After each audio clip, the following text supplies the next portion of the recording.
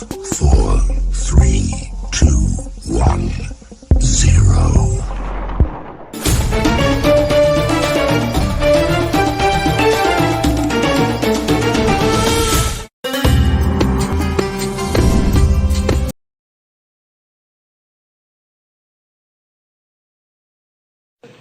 Assalamualaikum warahmatullahi wabarakatuh.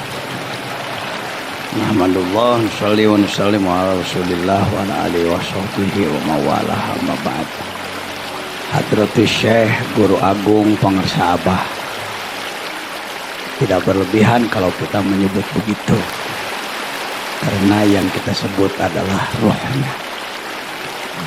Pangarsa Aang, Al-Mukarramin, para mubalik, Kiai Soleh dan lain-lain. Hadirin ikhwan wal akhwat, alhamdulillah saya pada malam ini masih bisa bergabung sama-sama belajar. Niatnya jam 8 ingin sudah di sini. Izin Allah karena ada longsor di Gentong, maka mobil macet. Saya ganti pesawat pakai ojek. Transit dulu pesawatnya di Bandara Internasional Pamoyanan. Lalu dilanjutkan lagi ojek kedua, pesawat kedua ke sini. Saya katakan, cepat Mang. Untung dulunya bukan pembalap tapi suka lari gitu.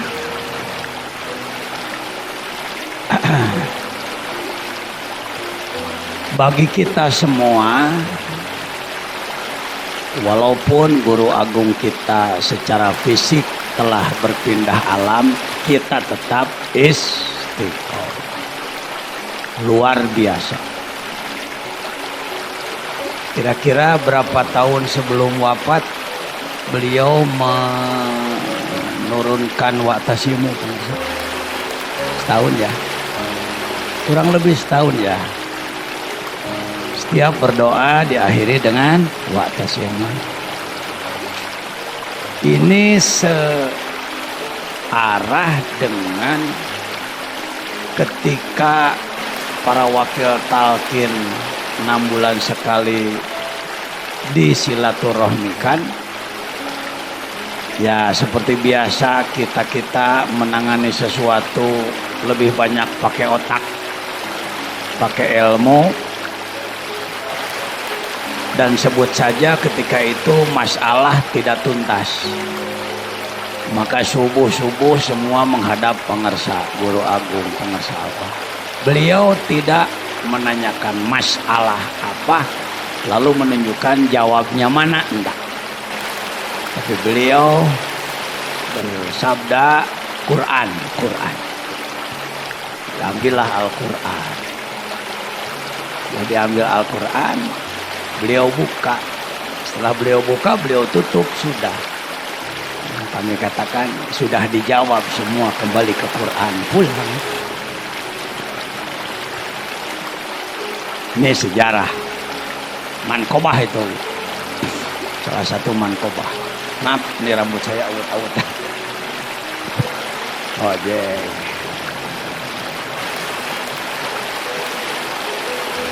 Selanjutnya Wa'tasimu bihablillah.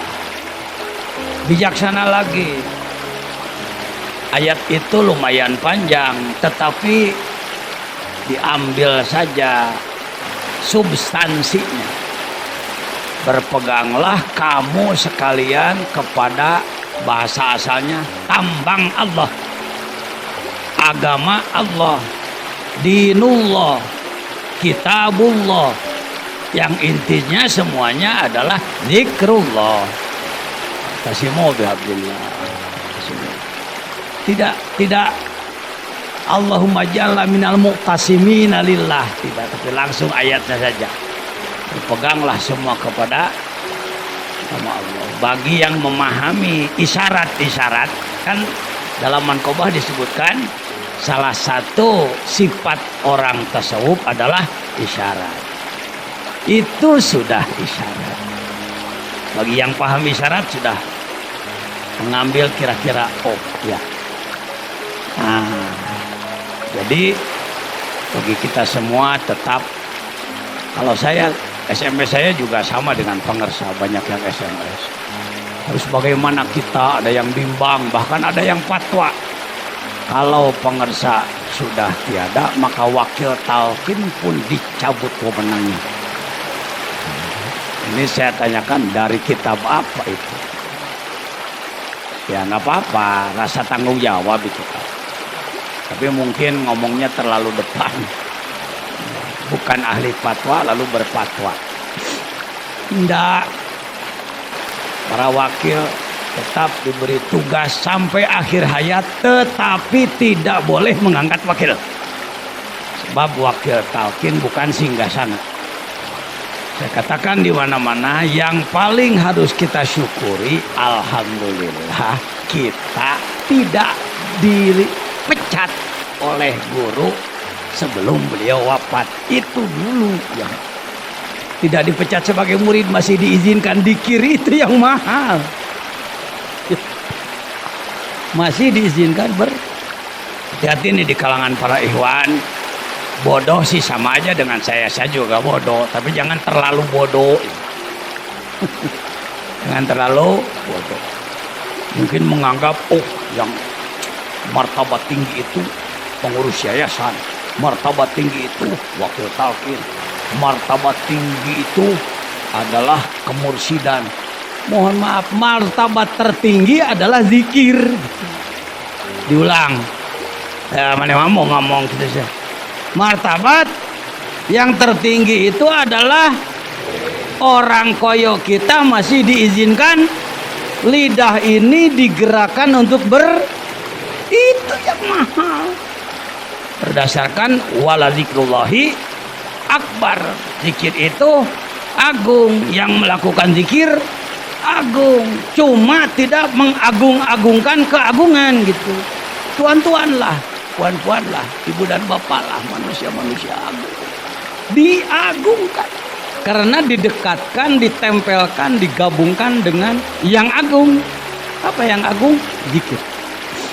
Walaupun mungkin sudah disampaikan oleh sohib-sohib yang lain, jangan banyak atau bergunjing bicara hal-hal yang bukan wewenang kita. Paham maksud saya? Saya hargai ikhwan yang nanti penggantinya siapa?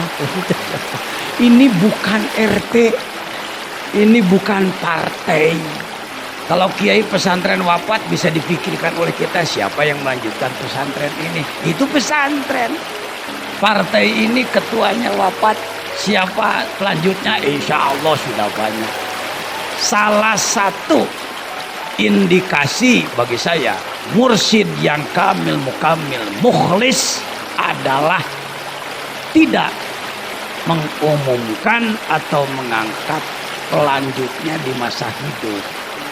Kalaupun ada, sangat rahasia atau tidak, karena posisi kemursidan bukan singgasana. Syukur kalau kawan-kawan sudah lebih paham daripada saya, tapi barangkali ada yang kurang paham, maka saya boleh sharing. Menurut masyarakat, waduh, punya jamaah 4 juta sedunia, itu kebesaran, keagungan. Nanti tahtanya itu tahta diwariskan pada siapa? Salah paham, 1000 kali salah paham. Seorang mursyid tidak pernah merasa punya kedudukan, tidak pernah merasa punya singgasana, tidak pernah merasa punya kebesaran. Yang ada adalah pribadi yang ibadah, syukur, taubat, tawadhu pada Allah Subhanahu wa Ta'ala. Lalu banyak orang lain yang melihat ibadahnya bagus, akhlaknya bagus, maka minta dibimbing. Berjuta-juta umat manusia datang padanya, mohon bimbingan, mohon tuntunan, sucikan diri, tingkatkan iman takwa pada Ilahi, sucikan batin, tembuskan diri padamu Rabbi. Oh guruku yang mulia, bimbinglah kami, oh guruku yang agung, tuntunlah kami, oh guruku yang mulia, bawalah kami, oh guruku yang agung, tembuskan kami. Berjuta-juta dah. Karena bukan dipanggil, dipelet, dipropagandai. Kalau kita sering menyampaikan madah, pujian kepada Abah, objektif, sesuatu yang nyata seperti yang disampaikan beliau tadi. Testimoni, pembuktian, dalilnya jelas, Qurannya, hadisnya, kitab ulamanya jelas. Tidak pernah menyanjung hisapan jempol. Ya, sungguh kalau dituliskan manqobah beliau, yang ingat sajalah, insya Allah ribuan manqobah. Syukur kalau sudah ada yang menangani. Kalau belum, kita reng-rengan semua yang pernah merasakan limpahan karomah dari beliau, tulislah, sampaikan kepada kami. Barusan bagi saya, jadi karomah bukan harus melihat Abah terbang. Kita kan menduga wali itu yang selalu terbang dari pohon petai ke pohon kelapa. Bawa tasbih segede-gede telur asin, jubah, Allah. Uang itu Deddy Mizwar itu dalam film. Enggak karomah. Barusan saya nonton karomah.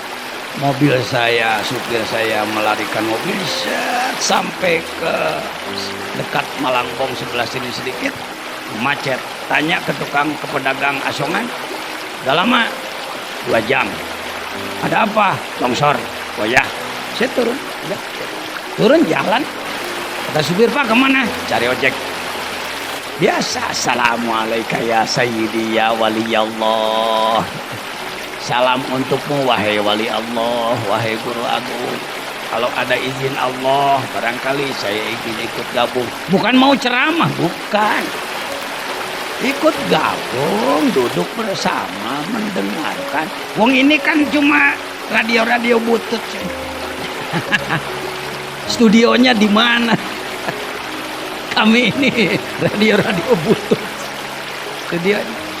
Datang ke sini yang mendengarkan. Saya cegat motor banyak nih, lewat semua malah takut barangkali karena baju putih di tempat gelap. Mungkin dianggap bontot, dianggap apa itu pocong.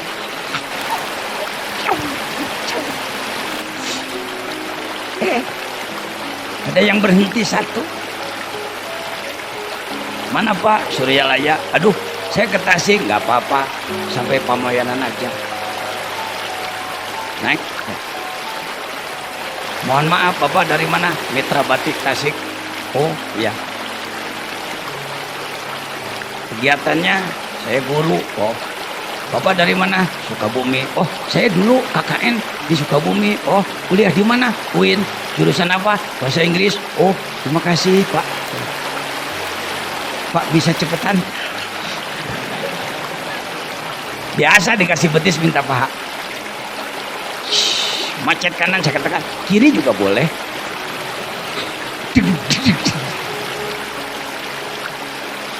Alhamdulillah bisa ngompas cepat sampai di Pamoyanan. Saya ngambil dompet, layaklah 50.000 saya katakan. Begitu, jangan Pak, jangan, kata jangan. Oh, ini buat besok, jangan.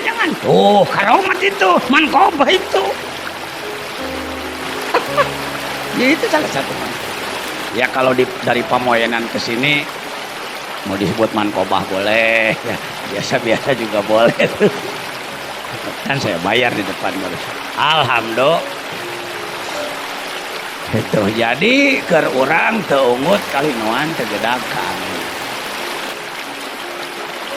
Andai kan ada 1-2 tokoh yang tatawul panjang beheng, keulegegan cari muka di depan jamaahnya, lalu mereka bahasa bahwa sebenarnya biasa Umpama ada yang begitu, doakan supaya cepat balik hatinya. Saya sebagai khodim Suryalaya, kita semua jangan ragu-ragu bertekad bahwa tetap berkhidmat kepada Suryalaya. Siap? Tetap berkhidmat. Siapapun, dimanapun, yang penting kita tetap berkhidmat. Itu sudah martabat yang sangat tinggi. Alhamdulillah.